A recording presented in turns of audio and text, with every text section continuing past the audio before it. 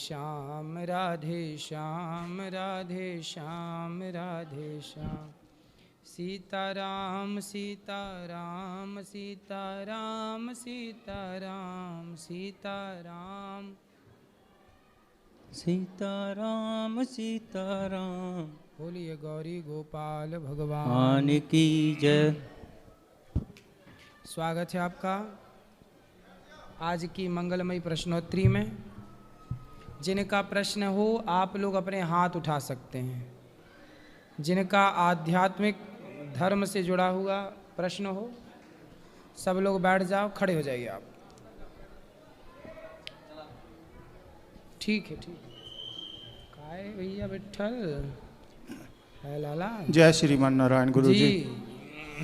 मेरा प्रश्न था महाराज, अगर हमारे सामने भगवान, गुरु और माता पिता एक के साथ खड़े हों तो सबसे पहले किसके चरण बंदन करना चाहिए? माता पिता। माता पिता, गुरु और भगवान। माता पिता की छूना चाहिए। माँ बाप ही सबसे बड़े होते हैं। हाँ जी। माँ बाप पहले नंबर पर माँ, हाँ जी। दूसरे नंबर पर पिता, हाँ जी। तीसरे नंबर पर गुरु और चौथे नंबर पर भगवान। हाँ जी। तो माँ सबसे बड़ी है, पिता सबसे बड़े हैं, माँ बाप के बाद ही फिर कोई तीसरा है। हाँ जी। एक प्रश्न और था गुरु जी, जैसे सामने वाले मतलब आश्रम में ठाकुर जी की मतलब प्रतिमा लगी हुई है, तो यहाँ उसका अभाव थोड़ा सा लग रहा है, बांके बिहारी जी की। यहाँ है ना प्रतिमा, राम जी की है, यहाँ रामानुजाचार्य जी की है। हाँ जी। ठीक है, राधे राधे जी। खुश रहिए।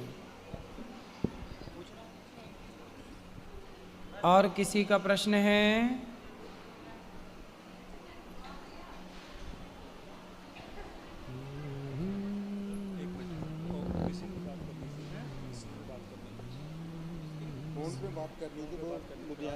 जी बताओ किसका प्रश्न है? हेलो सर, ये तो आपका अरेंजमेंट बहुत अच्छा है। हम लुधियाने से हम आए हैं, आपका रोज़ देखते हैं और मिसी ने बात भी करनी थी, अभी आपसे बात करना चाहती, आप बात कर लेंगे? कराइए। है नहीं? कराओ। अच्छा एक मिनट। अच्छा मोबाइल पे? हाँ जी मोबाइल पे तो अभी कर लेंगे, अभी तो लाइव आप ऐसी सर, बात। हमने जाना है और कोई बात ठीक है आप करा दीजिए। आप तब तक कराइए। लाइए।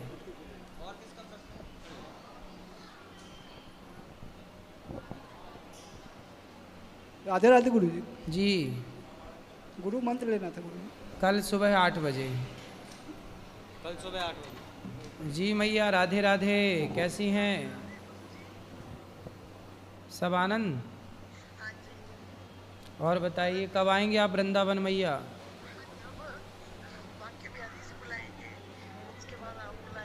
बिल्कुल हम बुला रहे हैं, आप आओ।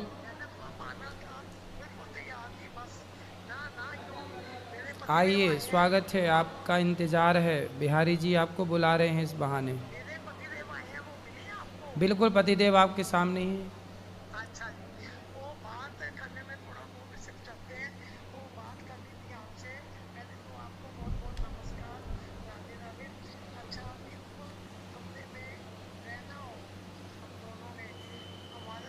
तो आप आइए, यहीं बात करिएगा। अभी मैं प्रश्नोत्तरी में हूँ, आगे की बात जब आप आएंगे तब करेंगे। राधे राधे। हेलो गुरु जी, आपके चरणों में हमारा कोट कोट प्रणाम। सबसे पहले आपका धन्यवाद ये कि इतनी बढ़िया कार्यालय में बात कर लीजिए ऊपर।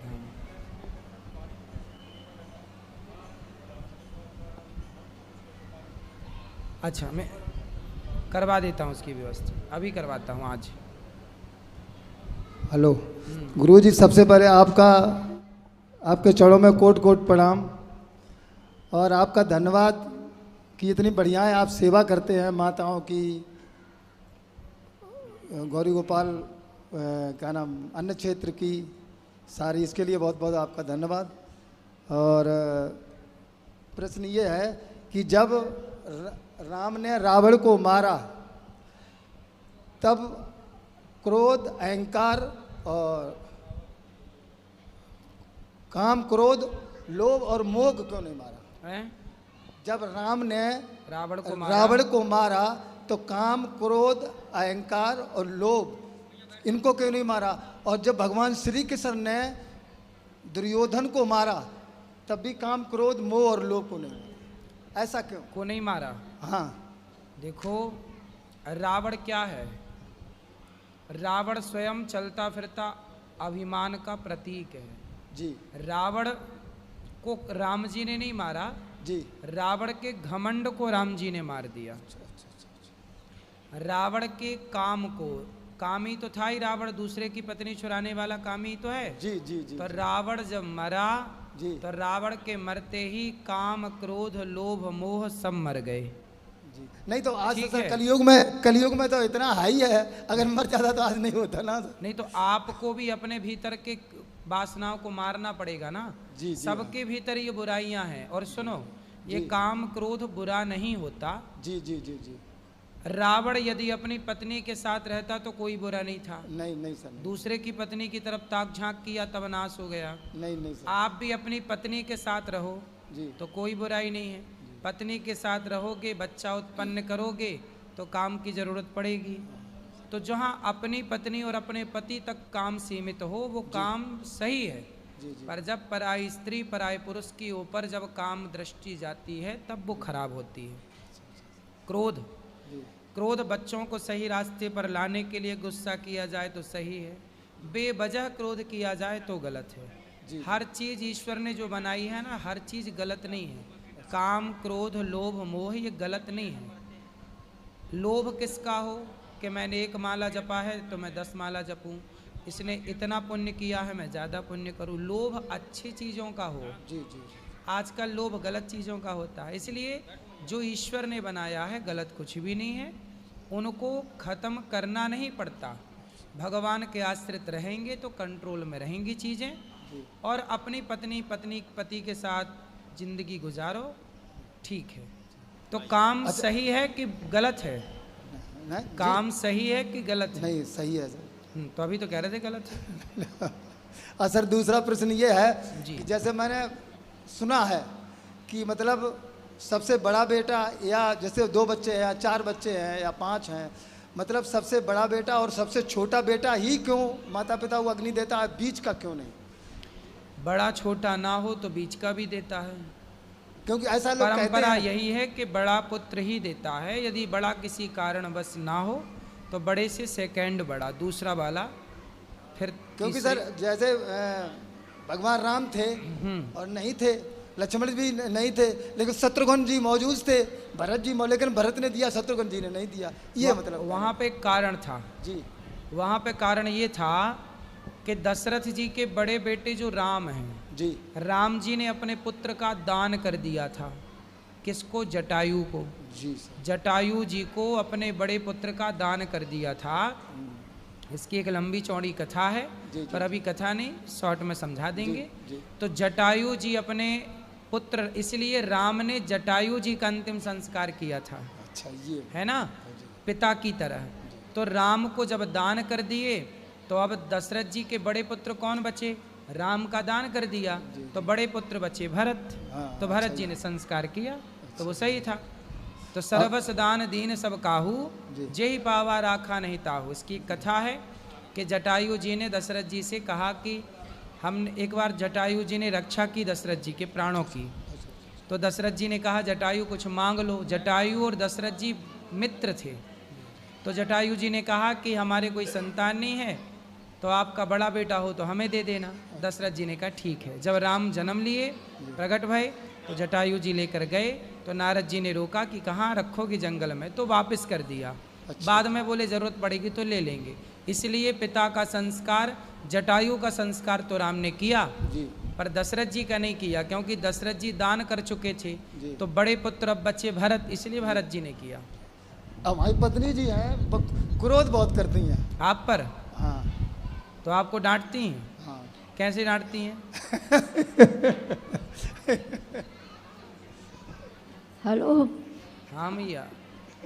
आप गुरुजी, आपके चरणों में मेरा कोट कोट प्रणाम। जी मैया। मैं क्रोध नहीं करती हूँ। मैं मतलब मेरा बड़ा बेटा है तो वो मतलब हमको थोड़ा तंग करता है। वो अपना माहौल में चाचा उनके लोगों के उसमें थोड़ा मतलब हमको प्रेरित करता है, अंदर से प्रेरित करता है। आप अपने पति को डांटा ना करो भैया।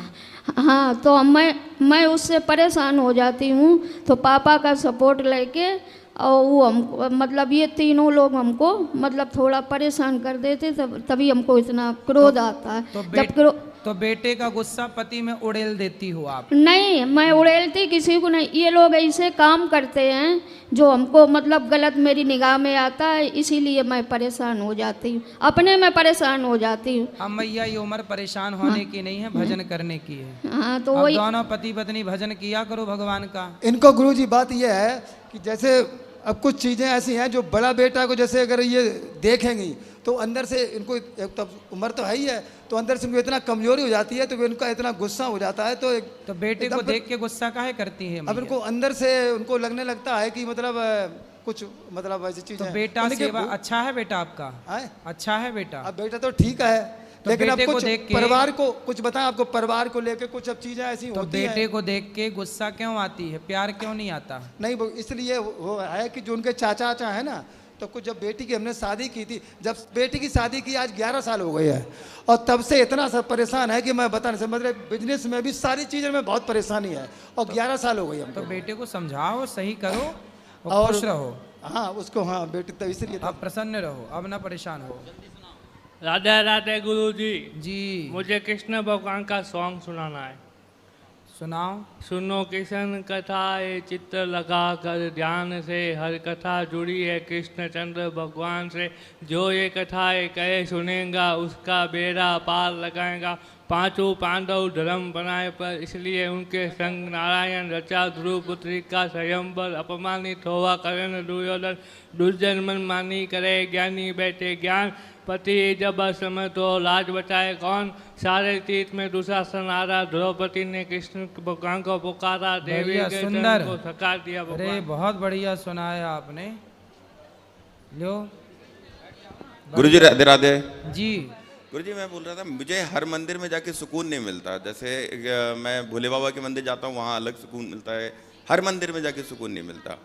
तो अच्छा है ना, भोले बाबा के मंदिर जाओ। मैं अभी जैसे मैं जयपुर से आया हुआ हूँ, मैं गोविंद देव जी जाता हूँ तो बहुत अच्छा सुकून मिलता है, पर मैं खाटू श्याम जी जाता हूँ तो नहीं मिलता मुझे उतना। कोई बात नहीं, जहाँ सुकून मिले वहाँ रहो। कारण क्या है इसके पीछे? कारण यही है कि भगवान श्री कृष्ण आपको अपनी तरफ खींच रहे हैं, भोलेनाथ जी अपनी तरफ खींच रहे हैं। अच्छा है। अच्छा, तो जहाँ शांति मिले, सब एक है तत्व की दृष्टि में, पर जहाँ शांति मिले वहाँ स्थापित रहो। अच्छा, कोई परेशान होने की जरूरत नहीं। हाँ नहीं, वही था। मैं अभी जैसे आज भी गया था, तो मैं गोविंद देव जी के भी मंदिर जाता हूँ, यहाँ पे भी राधा कृष्ण जी के, राधा रमन जी के गया था, तो कहीं अलग बहुत अच्छा सुकून मिलता है, कहीं नहीं मिल पाता। होगा। कथाएं सुनते हो? हाँ, कीर्तन करते हो? थोड़ा जितना हो कीर्तन करो, कथाएं सुनो, भगवान सब ठीक करेंगे। राधे राधे। बाकी सब सही है। और किसी का सवाल वहाँ दो। वो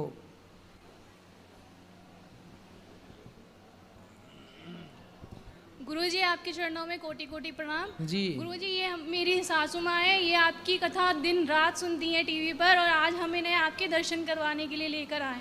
बहुत पूजा पाठ करती हैं, आपको बहुत मानती हैं। प्रश्न है कुछ? आप मुझे बहुत अच्छे लगते हो और आपकी भागवत मुझे बहुत अच्छी लगती है। और कोई सवाल? और कोई सवाल नहीं है, बस आपके दर्शन हो गए। खुश रहिए। श्रीमन नारायण गुरुजी। जय श्रीमन नारायण। मैं पहली बार वृंदावन आया हूँ और मैंने यहाँ की प्रसादी भी ग्रहण करी, जिसके लिए मैं सबसे पहले ठाकुर जी को और आपका धन्यवाद देना चाहता हूँ। गुरुजी मैं आपके समक्ष दो बातें रखना चाहता हूँ। एक्चुअली मेरा घर तो उत्तराखंड है, बट मैं काम की वजह से बेंगलोर में जॉब करता हूँ। सो वहाँ पर क्या है, भाषा को लेके बहुत ज़्यादा जो यहाँ का जैसे कल्चर है, हिंदी कल्चर है, तो वहाँ पे बहुत ज़्यादा मतलब लैंग्वेज को लेके मतलब दृष्टिकोण उनका चेंज है एकदम से। तो आप अभी जैसे आप हो गए, श्री धीरेन्द्र शास्त्री जी हो गए, अभी हमारे सनातन धर्म के प्रतीक बने हुए हैं, जिनका हम लोग अनुसरण कर रहे हैं और उनके मार्ग पे हम लोग चल रहे हैं। तो आप लोगों की कथा जगह जगह पर होती है, तो मेरा आपसे यह निवेदन है कि आप जहाँ भी जाएं, सो आप लोग भाषा को लेके एकता बनाए रखने के वहाँ लिए। पे क्या दिक्कत जाती है, कैसे भेदभाव करते हैं उन लोग? क्योंकि वहाँ पे कि आजीविका का क्या सिचुएशन है, वहाँ बहुत अच्छा है, जिसकी वजह से जो हमारा वहाँ कौन सी भाषा बोली जाती ये है? कन्नड़ लैंग्वेज है वहाँ पे, तो कन्नड़? हाँ हिंदी भाषा को लेके वहाँ पे बहुत ज़्यादा मतलब दुष्टीकरण होता है लोगों के साथ। तो कन्नड़ वाले हिंदी भाषी लोगों को पसंद नहीं करते, स्वीकार नहीं करते? नहीं करते हैं। क्यों, क्या प्रॉब्लम है उनको? प्रॉब्लम उनको ये है कि जो उनकी मतलब मातृभाषा है वो लोग उसको खोना नहीं चाहते। हम भी उस भाषा का सम्मान करते हैं, परंतु वो लोग उस भाषा को हमारे ऊपर थोपना चाहते हैं, तो जिसका थोड़ा गलत असर पड़ता है बाहर से जो लोग आते हैं।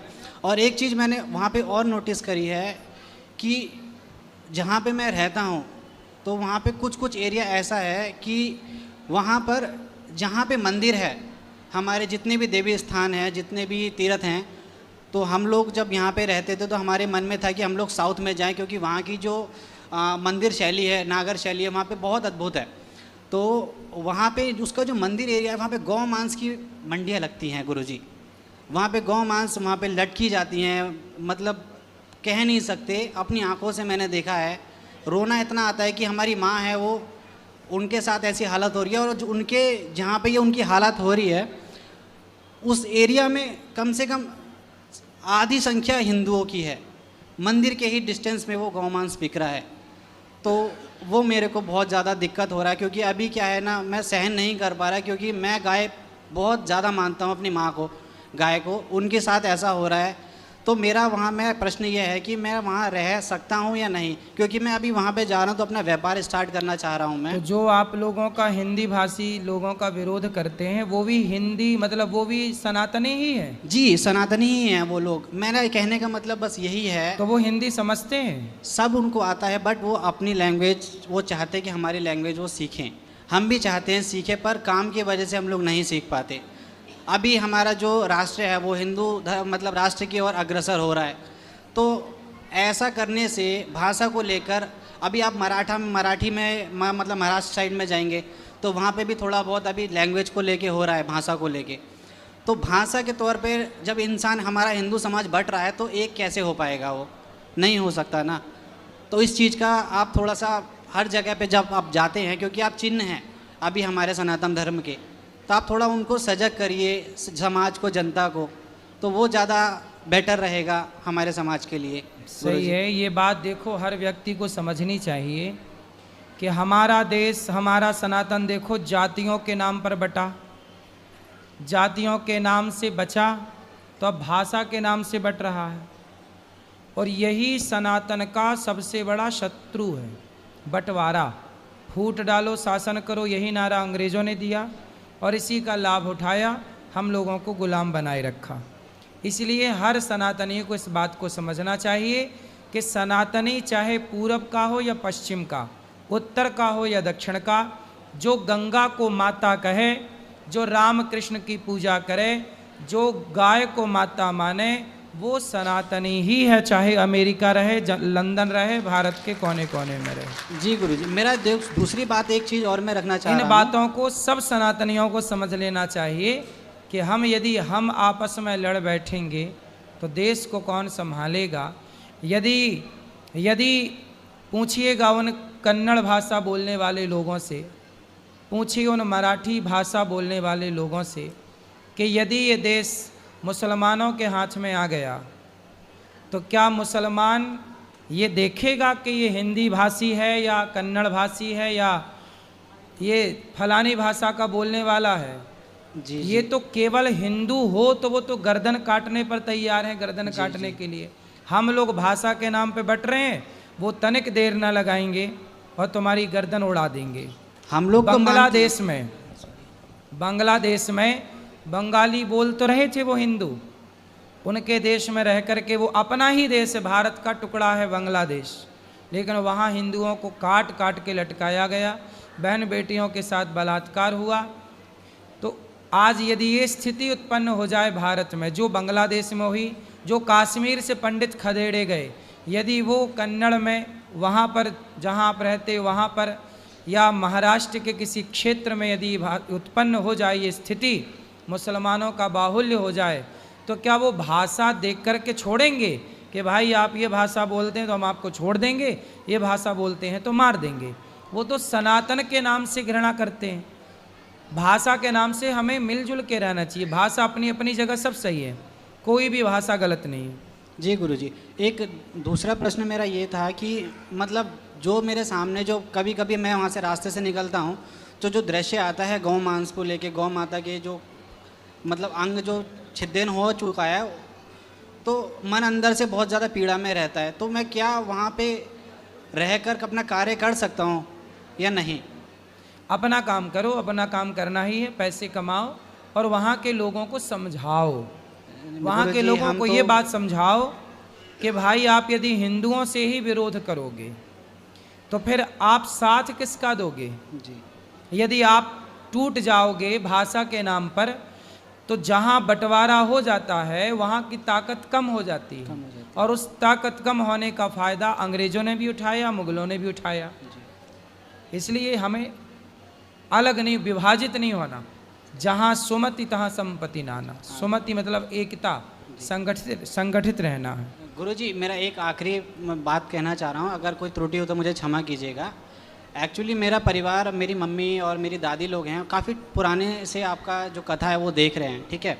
तो अभी हम लोग बेंगलोर शिफ्ट हो गए, तो वहाँ पे मेरे जितने भी साथ वाले कलीग लोग हैं आपकी वीडियोस देखते हैं।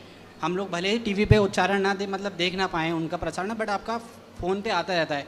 बट अभी क्या कुछ टाइम से कम 8-9 महीना हो गया या 1 साल हो गया, तो ज़्यादातर आपका मीम्स बहुत ज़्यादा आता है वहाँ पे, आपका फ़नी वीडियो आ रहा है। क्यों?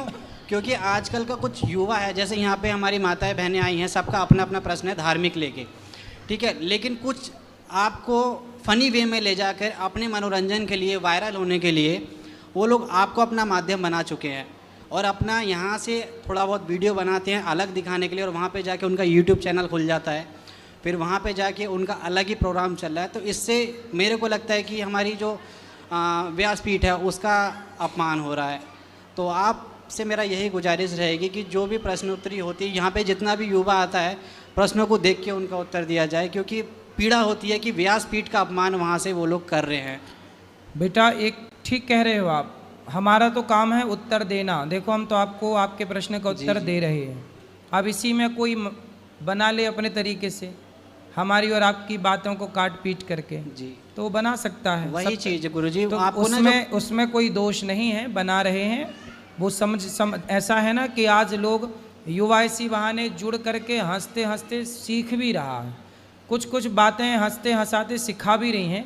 तो कहीं ना कहीं युवा कनेक्ट तो है अच्छाई से, कम से कम वो शराबी दोस्तों के चक्कर में तो नहीं पड़ रहा है, कम से कम इसी बहाने वो जुड़ा है धर्म से। ये भी एक ठीक है माध्यम है। ठीक है गुरुजी। श्रीमन नारायण जी।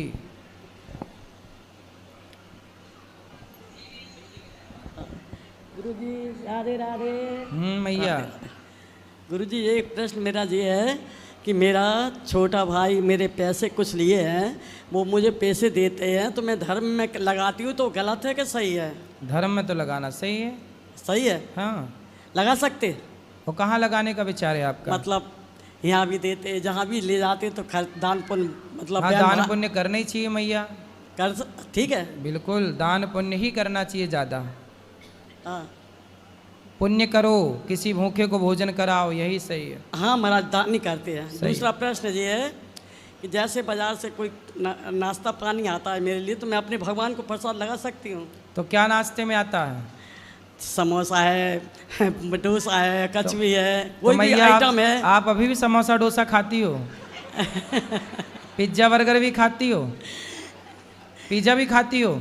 नहीं महाराज ये कुछ नहीं खाती, समोसा बस खाती हो? नहीं नहीं केवल समोसा है या डोसा, आइसक्रीम है, तो अपने भगवान को आइसक्रीम भी खाती हो?